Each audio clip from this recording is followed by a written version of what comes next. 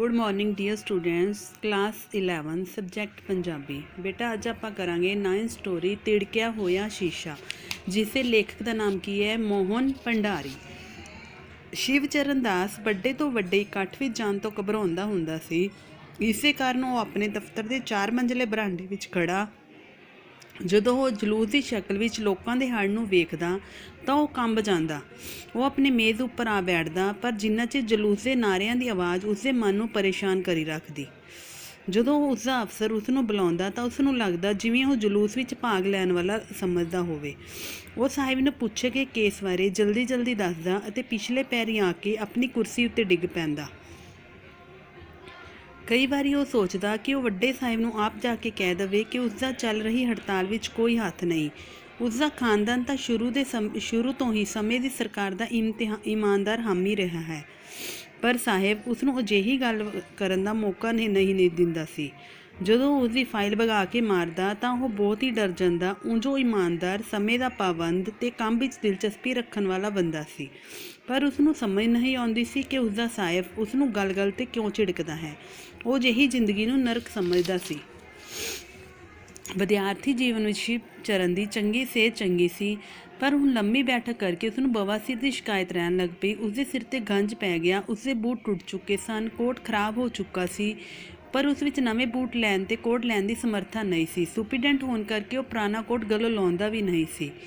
ਉਸਦੇ ਘਰ ਦਾ ਸ਼ੀਸ਼ਾ ਟੁੱਟ ਚੁੱਕਾ ਸੀ। ਦਫ਼ਤਰ ਲਈ ਤਿਆਰ ਹੋਣ ਸਮੇਂ ਜਦੋਂ ਉਸ ਵਿੱਚ ਆਪਣਾ ਮੂੰਹ ਵੇਖਦਾ ਤਾਂ ਉਸਨੂੰ ਇੱਕ ਦੀ ਬਜਾਏ 2 ਚਿਹਰੇ ਨਜ਼ਰ ਆਉਂਦੇ। ਉਹ ਘਬਰਾ ਕੇ ਮੂੰਹ ਪਰੇ ਕਰ ਲੈਂਦਾ। ਉਸਨੂੰ ਇੰਝ ਜਾਪਦਾ ਜਿਵੇਂ ਉਹ ਦੋਹਰਾ ਆਦਮੀ ਹੋਵੇ।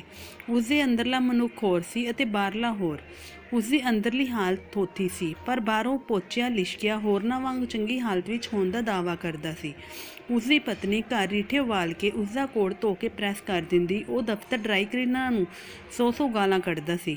ਉਹ ਮਹਿਮਾਨਾਂ ਨੂੰ ਨਵੇਂ ਟੀ ਸੈੱਟ ਵਿੱਚ ਚਾਹ ਪਿਲਾਉਂਦੇ ਸਨ। ਆਪ ਰੋਜ਼ ਟੁੱਟੇ ਹੋਏ ਕੁੰਡਿਆਂ ਵਾਲੇ ਪਿਆਲੀਆਂ ਵਿੱਚ ਚਾਹ ਪੀਂਦੇ ਸਨ। ਹਨੇਰੇ ਪਏ ਉਹ ਸਸਤੀ ਤੇ ਬਚੀ ਕੁਚੀ ਸਬਜ਼ੀ ਖਰੀਦ ਲਿਆਉਂਦੇ।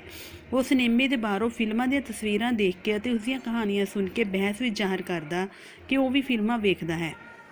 ਉਹ ਇਹ ਵੀ ਦੱਸਦਾ ਹੈ ਕਿ ਇਸ ਤਰ੍ਹਾਂ ਉਸਦੇ ਭਰਤੀ ਹੋਣ ਸਮੇਂ ਉਸਦੀ ਤਨਖਾਹ 15 ਰੁਪਏ ਮਹੀਨਾ ਸੀ, ਪਰ ਭਾਅ ਸਸਤੇ ਹੋਣ ਕਰਕੇ ਉਹਨਾਂ ਵਿੱਚੋਂ ਹੀ ਬਚਾ ਲੈਂਦਾ ਸੀ। ਉਸਨੇ ਉਸ ਵਿੱਚੋਂ ਹੀ ਮਕਾਨ ਬਣਾਇਆ ਸੀ, ਜਦ ਕਿ ਉਸਨੇ ਸਰਕਾਰੀ ਕਰਜ਼ੇ ਦੀਆਂ ਕਿਸ਼ਤਾਂ ਦੇਣੀਆਂ ਸਨ।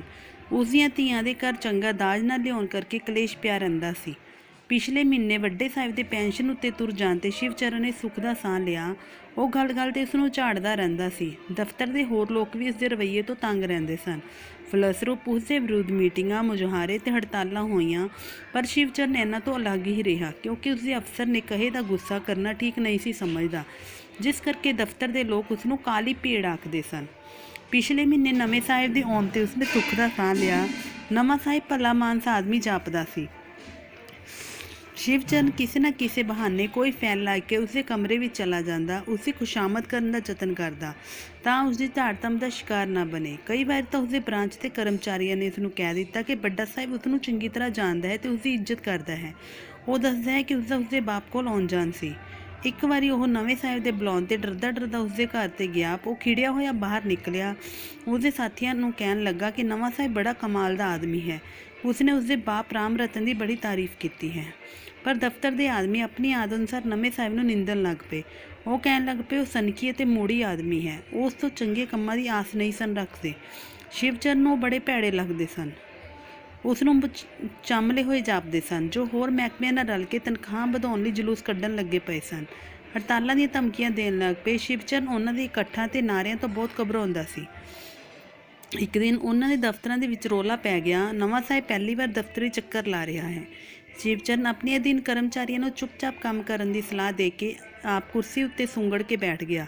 ਦਫ਼ਤਰ ਵਿੱਚ ਪੂਰੀ ਤਰ੍ਹਾਂ ਚੁੱਪ ਵਰਤ ਗਈ। ਸਾਹਿਬ, ਜਿਸ ਦੇ ਨਾਲ ਹੋਰ ਵੀ ਅਫਸਰ ਸਨ, ਦੇ ਆਉਣ ਨਾਲ ਸਾਰੇ ਖੜੇ ਹੋ ਗਏ। ਸ਼ਿਵਚਰਨ ਦੀਆਂ ਲੱਤਾਂ ਕੰਬ ਰਹੀਆਂ ਸਨ। ਸਾਹਿਬ ਦੇ ਪੁੱਛਣ 'ਤੇ ਉਸਨੇ ਦੱਸਿਆ ਕਿ ਉਹ ਸੁਪਰੀਡੈਂਟ ਹੈ, ਤਾਂ ਉਸਨੂੰ ਗਾਲਾਂ ਕੱਢਦਿਆਂ ਕਹਿਣ ਲੱਗਿਆ ਕਿ ਉਹ ਮੈਲੇ ਕੱਪੜੇ ਤੇ ਟੁੱਟੇ ਬੂਟ ਪਾ ਕੇ ਦਫ਼ਤਰ ਵਿੱਚ ਡਿਸਿਪਲਿਨ ਕੀ ਰੱਖਦਾ ਹੋਵੇਗਾ। ਉਸਨੇ ਤੇ ਉਸਨੂੰ ਹਰਾਮਖੋਰ ਤੇ ਕਾਮਚੋਰ ਕਿਹਾ। ਉਸਦੇ ਜਾਣ ਮਗਰੋਂ ਸ਼ਿਵਚਰਨ ਬਹੁਤ ਦੁਖੀ ਹੋਇਆ। ਉਸਨੂੰ ਪਹਿਲਾਂ ਵਾਲਾ ਸਾਹਿਬ ਚੰਗਾ ਜਾਪਿਆ, ਜੋ ਉਸਨੂੰ ਘੱਟ ਤੋਂ ਘੱਟ ਬ੍ਰਾਂਚ ਵਿੱਚ ਆ ਕੇ ਨਹੀਂ ਸੀ ਤਾੜਦਾ। ਉਸਨੂੰ ਲੱਗਿਆ ਜਿਵੇਂ ਉਹ ਆਦਮੀ ਨਹੀਂ ਸਗੋਂ ਪਲੰਡਰ ਕੁੱਤਾ ਹੋਵੇ, ਜੋ ਲੋਕਾਂ ਦੇ ਡੰਡੇ ਖਾਂਦਾ ਹੋਵੇ, ਫਿਰ ਵੀ ਬੁਰਕੀ ਲਈ ਉਹਨਾਂ ਦੇ ਘਰ ਮੂਹਰੇ ਬੈਠਦਾ ਹੋਵੇ। ਉਸਦਾ ਦਿਲ ਕੀਤਾ ਕਿ ਉਹ ਪੁਰਾਣਾ ਕੋਟ ਤੇ ਟੁੱਟੇ ਬੂਟ ਲਾ ਕੇ ਸਾਹਿਬ ਦੇ ਮੂੰਹ ਤੇ ਮਾਰੇ। ਦੂਜੇ ਦਿਨ ਸ਼ਿਵ ਚਰਨ ਮੁਜ਼ਾਹਰੇ ਵਿੱਚ ਸਭ ਤੋਂ ਮੋਹਰੇ ਬਾਹਾਂ ਖੜੀਆਂ ਕਰਕੇ ਨਾਅਰੇ ਮਾਰ ਰਿਹਾ ਸੀ।